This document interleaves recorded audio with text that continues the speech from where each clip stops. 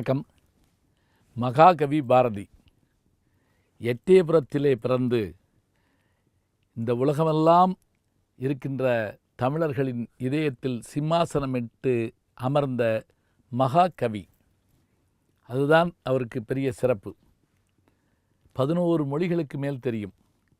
எட்டயபுரத்தில் பிறந்ததால் தமிழ், பாளையங்கோட்டையில் படித்ததால் ஆங்கிலம், காசியில் 4 ஆண்டுகள் இருந்ததால் சம்ஸ்கிருதம், ஹிந்தி, பாண்டிச்சேரியில் 1908 18 வரை இருந்ததால் பிரெஞ்சு மொழி, மலையாளம், கன்னடம், தெலுங்கு என 11 மொழிகளுக்கு மேல் தெரிந்த பாரதி, யாமறிந்த மொழிகளிலே தமிழ் மொழி போல் இனிதாவது எங்கும் காணும்னு சொல்கிறாருன்னு சொன்னால் எவ்வளவு சிறப்பு பாருங்க, எத்தனை பெருமை.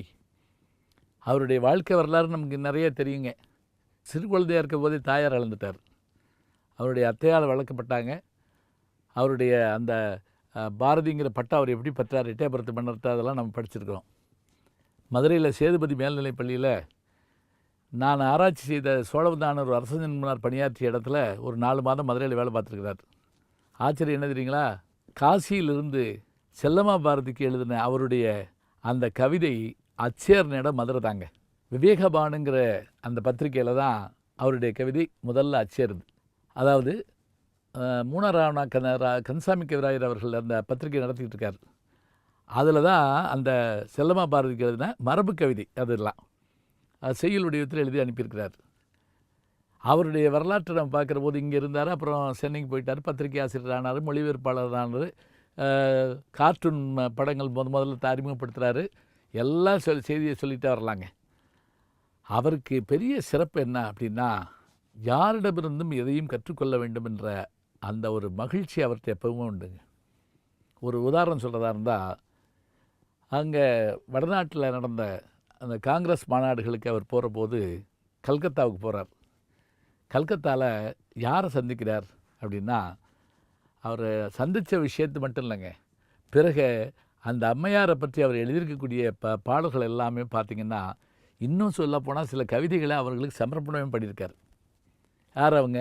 மார்கரெட் எலிசபெத் நோபல் என்ற இயற்பெயர் கொண்ட விவேகானந்தரின் சிஷியான சிஸ்டர் நிவேதிதா அவர்களை சந்திக்கிறார். அப்போ ஒரு அருமையான நிகழ்வு நடந்தது. இவர் போகிறாரு, அவங்கள தெரிஞ்சுக்கிட்டு ஆங்கிலத்தில் உரையாடுறாரு. நான் தமிழ்நாட்டில் ஒரு கவின்னு சொல்கிறாரு. உடனே அந்த அம்மா, உங்களுக்கு திருமணம் ஆகிவிட்டதான்னு கேட்குறாங்க. ஆகிவிட்டது.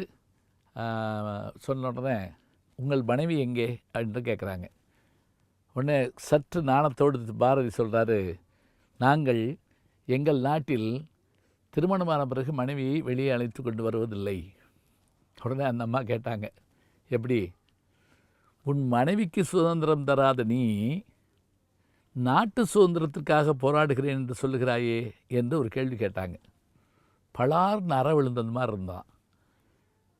உன் மனைவிக்கு முதல்ல சுதந்திரம் கொடு, அப்புறம்தான் நாட்டு சுதந்திரம் வரணும்.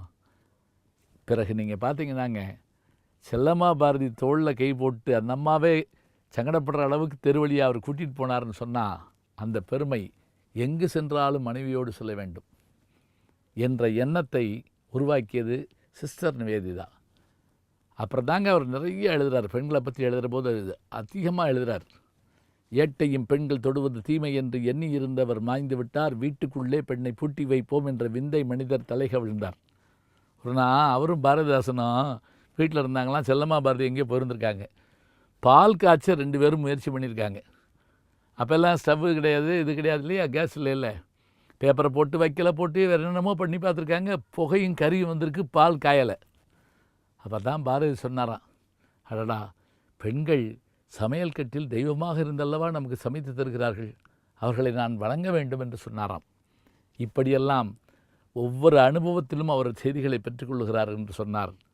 பாரதியினுடைய அந்த பெருமைகளை கவிதைகள் மூலமாக, கட்டுரைகள் மூலமாக, மொழிபெயர்ப்பின் மூலமாக, ஏன் ஜெய ஜெய பாரத சமுதாயம் வாழ்கவேன் அந்த கடைசி 1921 பாடினாரை கிடக்கிறல அந்த பாடலின் மூலமாக அவரை பற்றி நாம் அறிந்து கொள்ளலாம் என்று சொன்னால், பாரதியின் புகழ் இன்னும் 1000 ஆண்டுகளுக்கு நிலைத்து விளங்கும் என்பதற்கு காரணம், வாழ்க்கையும் வார்த்தையும் ஒன்றாக வாழ்ந்த மனிதர் மகாகவி பாரதியார். பாரதியை பற்றி படியுங்கள், கவிதைகளை ரசியுங்கள், நல்ல செய்திகளை நாளும் சிந்திப்போம். நாளை சந்திப்போம். அன்பிற்கினிய யூடியூப் நேயர்களே, நீங்கள் என்னோடு இன்னும் நெருக்கமாக தொடர்ந்து வர வேண்டும் என்று சொன்னால் இன்ஸ்டாகிராம், ட்விட்டர் போன்ற பதிவுகள்லையும் என்னை நீங்கள் தொடருங்க. பின்தொடர்ந்து வாருங்கள். நாம் எல்லோரும் முன்தொடர்ந்து செல்வோம்.